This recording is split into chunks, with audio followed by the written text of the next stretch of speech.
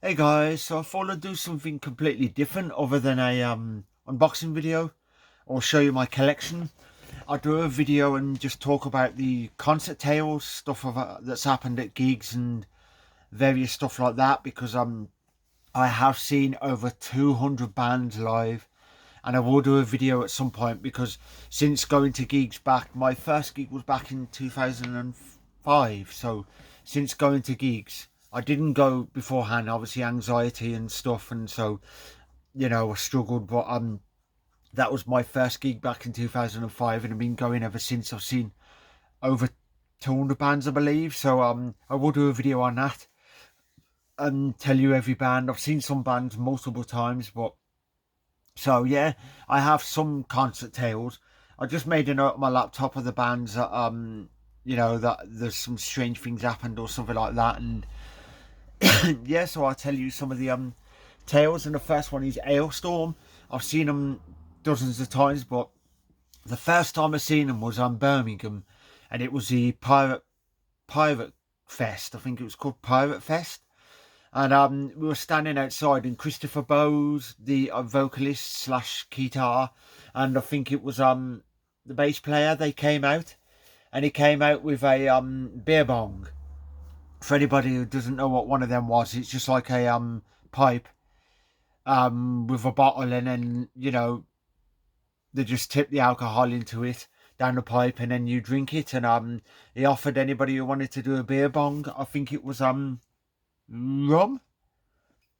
He offered everybody, but me, because I don't drink as much and I've never drank rum, I said to Christopher, I basically shouted, "Oh, if you stick some orange juice in it, I'll happily drink it."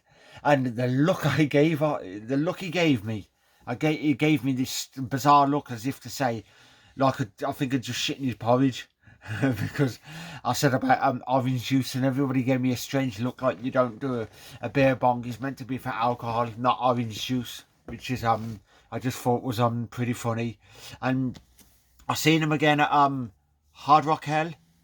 It was Hammerfest, actually, Hard Rock Hell Hammerfest in Wales. And the back screen, he had the Archbishop of Canterbury on the back screen, which I thought was a bit bizarre. And then he asked people if anybody would bring him pizza, and somebody actually bought him some pizza.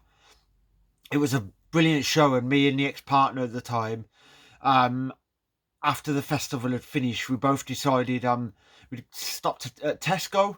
I said, let's stop at Tesco and pick up a few munchies, a bit of pop and some crisps and just a bit of food, snacks for on the way back. And we got out the car, and a dog was barking, and a few guys turned around, and I realised it was most of the members of Aeostorm just getting into their van, and there was me. Oh my god, the rest of Aeostorm. And so we had a hello and that sort of thing, and then we both decided we'd go into Tesco and get some munchies and stuff. And then who happened to walk out of Tesco towards us? Christopher Bowes, Aeostorm, which we were both shocked that he actually walked towards us. So we went over, we had a chat with him, asked for a photo. He gladly let us have a photo, but he was hungover, and I mean very hungover. And he showed us the contents of his bag because he was really hungover and said he was feeling it. And he had a bar of chocolate, some paracetamol, and some more alcohol, which absolutely made me laugh. Because I thought, oh, Christopher Bowes saying he's got a hangover, yet he's gone and bought more alcohol. It just really made me laugh. I laughed my head off and I couldn't stop laughing. But yeah, so I'd seen Aeostorm again about 2 years ago, I think it was, Bloodstock. And the set was brilliant. They obviously had their huge rubber duck. But then I heard everybody cheering, and I turned to the left and noticed a guy in a full-size blow-up pirate ship crowd surfing, which I thought was absolutely hilarious. I did see a blow-up barrel going across the crowd, but when I seen a guy in a pirate ship and he was actually crowd surfing, I had to pinch myself. I could not believe it. I just thought it was absolutely funny. A huge full-size pirate ship, because Aeostorm are pirate metal. absolutely thought it fit perfect, and it was absolutely fantastic, and it was probably one of the highlights of Bloodstock. The next band that I'll mention is Aeonia. I've seen them multiple times at Aeonia Fest and various other places, but the last time I got to see them was the last Aeonia Fest, and they played the whole of the album, their debut album, in full, which was absolutely fantastic. But me and the flatmate, because it was in Sheffield, we got to Sheffield, we got the coach, and we were late. Effectively, we were late, and we got there 10 minutes after the doors were meant to be open. But when we got there was nobody there, and a guy come out and said, oh, they'd put it back by a half hour, which we thought that was pretty cool. So we got there early, actually, when we should have been late. And then when we opened the door, they actually said that the first 10 people that arrived got a goodie bag off Aeonia. So we got a goodie bag with patches, CDs, promos, and that sort of thing. I've also had multiple photos taken with Melissa. I had a few pictures because she's on my friends list, and absolutely fantastic. And for any fans of Imperial Age and Therian, I'll happily say check them out, because they're another like operatic band. Absolutely fantastic. The next band I'm going to mention is Avantasia. I actually seen them in London on the Moonglow tour. I actually travelled to London. I was up at like 6 a.m. and I got the coach all the way to London, and then after the show, which finished at 11, I went and got the coach, which was 1 a.m. So I had 2 hours to get to the coach station, and I'm not really good with the underground, and I got lost, so I had to walk 2 hours just to get to the coach station, and near enough run just to get the coach. But what was bizarre about this about this gig, Avantasia, I got talking to a guy outside the venue, and we was just having a general chat about bands and everything, and then he was like, anyway, hi, my name's John, which I was like, oh, okay, then that's a bit bizarre, because my name's John. And I said, so have you travelled far? Travelled down far? And he said, yeah, I travelled from Wellington in Shropshire, which my God, jaw dropped, because I'm also from Wellington in Shropshire. So meeting somebody at a gig who lives in the same county as you and has the same name, which was very bizarre. But yeah, I added him on Facebook and I've been good friends ever since. But it was a bit strange making a good friend with the same name from the same county as you. I don't think that will ever happen again. The next one, Beast in Black. I've seen him umpteen times. I've met Yanis Papadopoulos, and we was at the Birmingham show because I'd seen him in Manchester and various other places, but we was at the Birmingham show because there was support for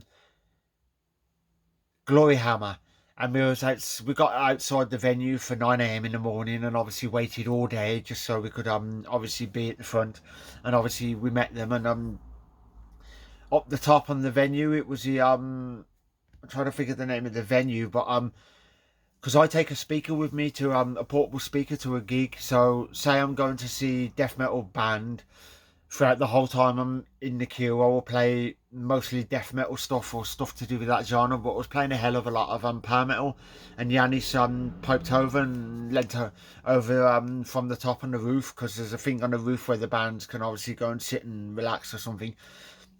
I was playing Stratovarius at the time, and he just shouted if I've seen him live, so I just thought that was pretty cool. And he thanked me for my good music taste and said that I treated him some of his favourite bands, which I thought was absolutely fantastic. So I thought that was a rare treat. Next one, Black Labour Society. I seen him in Birmingham with Ozzy because that was the Black Rain tour, and Zach Wilde played obviously both sets because he was in both bands. Absolutely fantastic. But the the thing that made me laugh was Zach Wilde, because obviously at the time he was heavily drinker. He got some alcohol, he opened it up, and was passing everybody a bottle in the crowd, which I thought was absolutely fantastic. But I'm glad he never passed me a drink, because I don't drink, but I rarely drink, should I say, because the last other than Christmas party for work last year, I haven't had a drink since the year 2000, which is quite impressive for someone rarely drinks. But I thought, imagine Zach Wilde offering me alcohol and passing it me, and me turning him down. I thought, how would you turn down Zach Wilde? I thought that would be, you know, I'd feel a bit bad turning down that Zach Wilde. So, you know, I'm glad he never asked, but I just thought it was funny that he was handing out the alcohol to everybody, and I thought that made my evening and made me laugh. Next band I'm going to talk about, Cradle of Filth. I actually seen them at Bloodstock. I'm not sure if they're on this mug somewhere, because this is my Bloodstock mug. We were meant to see them on the Saturday, but I never got to see them till the Sunday. The reason being is because Saturday, halfway through the day, the wind picked up. The wind decided to blow, and the stage, it rocked the stage backwards and forwards, and the amps and PA stuff, I could see it backwards and forwards rocking, so they had to close down the main stage. And they closed down the main stage for, I think it was like 2 hours while the wind passed.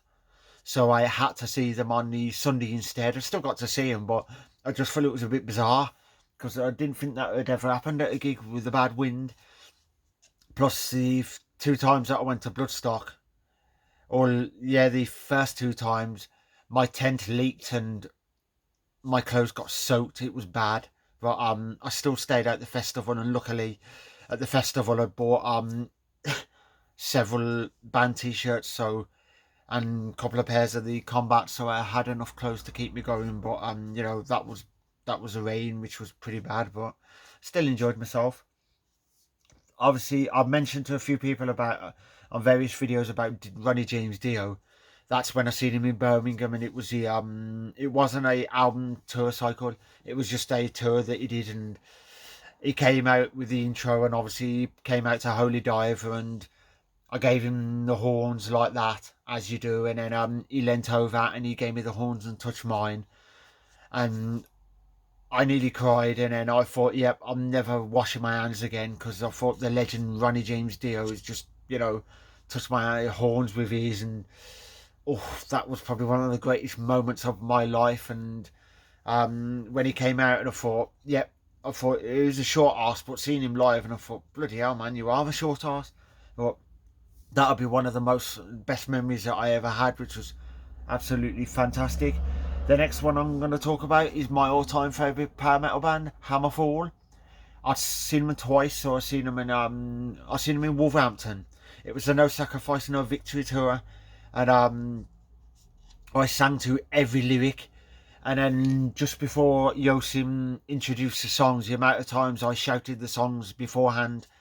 And during just before the song, I shouted "Last Man Standing," which is the only track.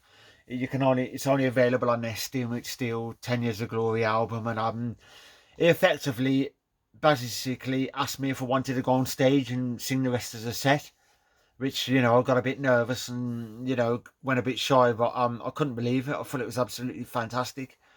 I was actually shocked that you know, that made my evening. Plus Oscar gave me a guitar pick, which I thought was absolutely fantastic. Next one is Disturbed. I seen them in Birmingham, and it was Shinedown backing, and I can't remember the other group. I think it was just some local band, but I'd seen them, absolutely fantastic. I wasn't at the front, I was somewhere in the middle, me and a friend, and the next minute somebody pushed me and I went flying backwards and landed in the pit. And because I have health issues, I've got a dodgy heart, I decided within seconds I was out, and I literally got out of that pit faster than a whippet, because I thought if I get punched once near my chest, then that could be the end of me. So, you know, that was bad at Disturbed. That was the only ever mosh pit I'd been in, and never been in one since. I thought, no chance. Next group is PowerQuest. I've seen them 10 times. Would you believe? I was meant to see them last year at Power Metal Quest Fest, so that was the 11th time. But I'd see, every time I've seen them, I got there 9 AM in the morning to the venue, and brilliant band. I highly recommend them, and I've got all members on my friends list. It's a shame that the late bass player, poor Finn, passed away from heart attack. which sadly upset, but there was not much you can do about it. Yeah, but I was in Manchester with my friend, and then they come out the venue and they were like, "We've got to go and get changed," because obviously they were first on, and they went into their, it was like a little minivan, and they said that's our basically changing room for the evening, which I thought was absolutely hilarious. So they went in there and got changed, but I had a good chat with Steve, and really friendly guy and awesome keyboardist. I know he's a huge Marillion fan, which we had a chat about Marillion because he's an absolute huge fan of him. And I've chatted with Ashley umpteen times and got photos with him and Glenn. So yeah, that's PowerQuest. Absolutely highly recommend them. The next one is Rhapsody of Fire. I've seen them umpteen times, and the second time I'd seen him, because the first time was with Alden Hogan in London. We did the day after, which was the Manchester gig, and the singer gave us a shout out, which I thought was absolutely fantastic, and thanked us for coming to that show as well. But I'd seen him at Hard Rock Hell in Birmingham, and wasn't last year, I think it was the year before, because obviously a couple of years have been taken out because of COVID. But I was at the front and they played the whole of the Eighth Mountain in full. I sung to every lyric, and during the last song, a woman decided to push away to the front, and she was drunk, plus she'd been taking some I don't know what she was taking, some drugs or something she had been taking, and the way she was acting really bad, started pulling on my shirt, and I politely told her to stop and turned around and nearly hit me. Then the guy came over and asked if I was okay, and said, look, politely asked me if I would move, and said, would you move somewhere else because she's causing trouble and I can see she's being a pain, and asked me to move, which I said, I've done nothing wrong, I was just there enjoying a concert. So I basically got told either I move or I would have been escorted outside the gig, outside the venue, would have been thrown out the festival and not allowed back in, which I just thought that was odd. And I was like, hang on, I'd done nothing wrong, and this woman was drunk and off her head and causing trouble, and she got removed. But some security guard came in the crowd and took her away, some woman, and the woman apologised to this drunk woman and said, sorry about this, we're going to have to move you because this guy won't move, which I thought was pretty bizarre. Did put a complaint in though, and they apologised, and they just thought it was a bit bizarre that a woman started causing trouble, and I was the one that got in the neck for it, which I just thought was a bit weird. Next group, Sabaton. Actually, Soulfly. I've seen them multiple times. I met Max Cavalier in Wolverhampton because I wait outside the venue for hours and it was raining. And he came up to the front door because he was going in, and I quickly said hello, and then I seen him at Bloodstock. And just as the last band finished, because I was on after, the heavens opened up. It hammered it down. I got soaked, literally soaked through, boxers and everything. Most people buggered off, but me, I stayed. I thought I'm staying just for Soulfly, and the first couple of songs it rained like hell. But Max Cavalera thanks to everybody, the people that stayed there and stayed, and he said thank you. But it was raining bad, so it was worth it. I've done it for Soulfly because big Soulfly fan. So that was something happened at Soulfly and Sabaton. I've seen them 4 or 5 times, but the first time I seen them was Wolverhampton. It was the Slade Rooms. It's a really small venue, and the Slade Rooms, as you can tell, the Slade Rooms, it's Slade because I think it's Noddy Alder and Dave Hill who've opened the venue. But I was seeing Sabaton, and there was a guy behind me during the set, and because it was jam-packed and everybody was pushing and shoving, he decided he just kept wanting to rub his genitalia up me, which was bad. And after like the 3rd song, I literally nearly flipped, and I turned around and said, look dude, would you stop rubbing your bits up me, because I said it's not nice. And he had a hard on, let's just say that, because it was just uncomfortable. It carried on, and then I just turned around, and I don't know what the look was, but I gave him one look. I really don't know what it was, because somebody said you gave him this look, and I don't even know what look it was. But the minute I gave it him, that was it. I never seen him all evening. He backed off, he went back to he scarpered, and then after the bands had finished and we were about to leave, supposedly somebody said he caught eyes on me and that was it. He vanished. He literally couldn't get away from the venue quick enough. Probably thought I was going to punch his lights out or something, but don't know. Next one was Drowning Pool. I seen him in Wolverhampton, and it was I can't remember it was the Wolfen Hall, which is a small room, and it was them double headlining with Aeonia. Well, Drowning Pool came on, done their set because it was their third singer, which is the singer of Soil, because he went back to Soil, and during one of the songs he actually fell over the PA and went flying off the stage right into the barriers and got up and covered in blood, and that was it. The first thought I thought was that was it, the set was over, but no, he continued to the set and just wiped himself off, carried on with the set, and then after walked off and said thank you, which I thought I had huge respect for him. I thought that was very respectful. I seen a band called Fozzy, if anybody knows about them, and it's Chris Jericho, the wrestler. I seen him in a Bloodstock. What was funny is Chris Jericho went to go between, I think it was the amp and the PA. He got stuck because he's got a podge now. So he got stuck between the amp, and it took him like a minute to get out, which he was laughing about it. But I just thought that was absolutely hilarious that he got stuck. I thought, bloody hell, man. I thought, yeah, I think he likes his chicken too much or something. But it was just funny. He laughed it off and everybody laughed about it. Next one, Napalm Death. When I seen them, because I've seen them twice. I seen them at their hometown show in Birmingham. The pit was really bad. A guy was basically in the pit, no t-shirt on. I actually witnessed somebody, it was going that bad that his nipple piercing was ripped straight off his nipple, literally ripped, gone. There was half of his nipple left or something, and I cringed and was like, youch. But it continued the whole show, and then obviously got checked out after, but I just thought that was a bit bizarre, and I thought, oh, that must have hurt. And another thing I forgot to mention about Soulfly, there was a Polish guy, I think it was about 6 foot or something, in the pit, and he was causing trouble, literally causing trouble, and literally causing trouble, and shoving and pushing people. Well, a guy that was, I think he was 4 foot something, one swipe took him down, literally made his nose bleed, took him out, which I was in shock. They took him back, the Polish guy took him and got him checked out, but that's what I thought. I thought, just because somebody's big, and a small person, never pick on a small person. After one swipe, which I was like shocked, thinking, bloody hell, I took him out.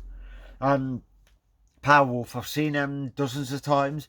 Me and a friend waited outside 8 hours in Birmingham just to see him, and we got to meet all members of Powerwolf, plus Amaranth for backing, and the male singer Nils Molin is also the singer of Dynasty. We actually met him and had a good chat, and me and a friend was playing some Dynasty, and he thanked us and was like, so you're fans of Dynasty? I said, yeah, absolutely love you. So next one is Victorious. They're power metal band. I've seen him in my hometown Birmingham.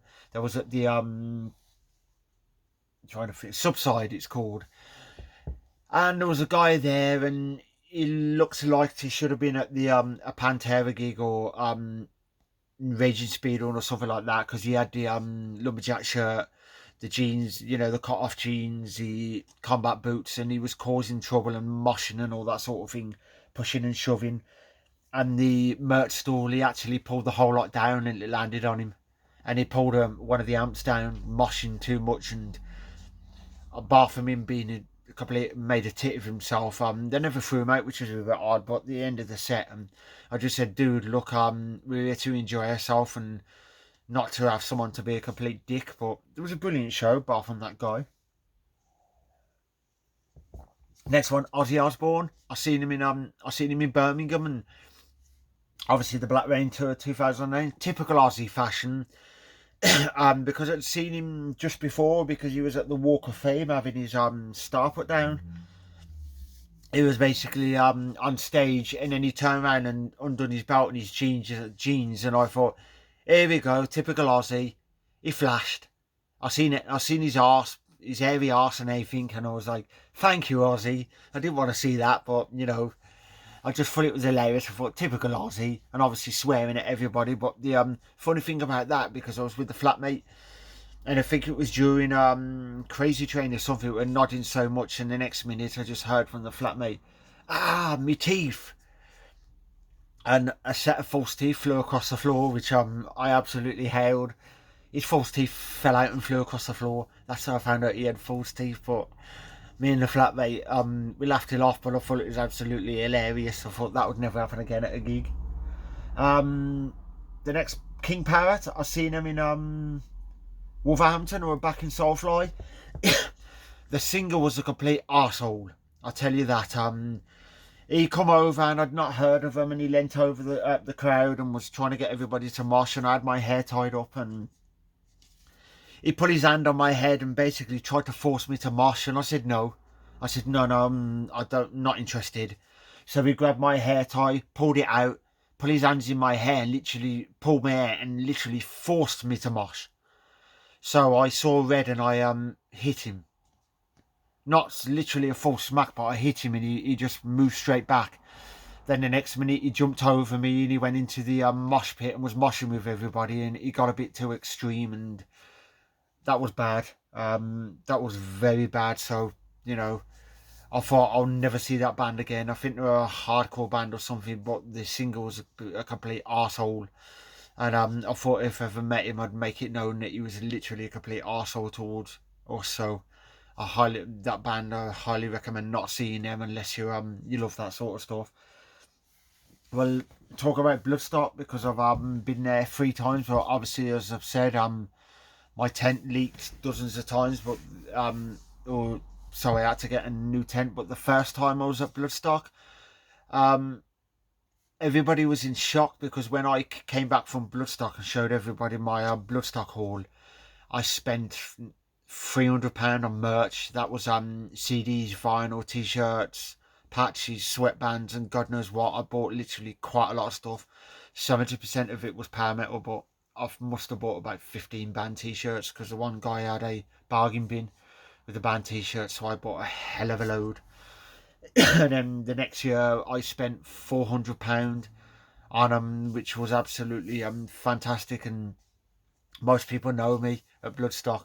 Every time I was walking around, I just kept most people saying, hey John, how's it going? So yeah, so Bloodstock, I highly recommend going there, and dozens of bands. And I've had a few band members give me a shout out there. I like the Keesis and stuff, because I've seen them quite a few times, and various bands. So yeah, just thought I'd tell you something about some of my concert tales.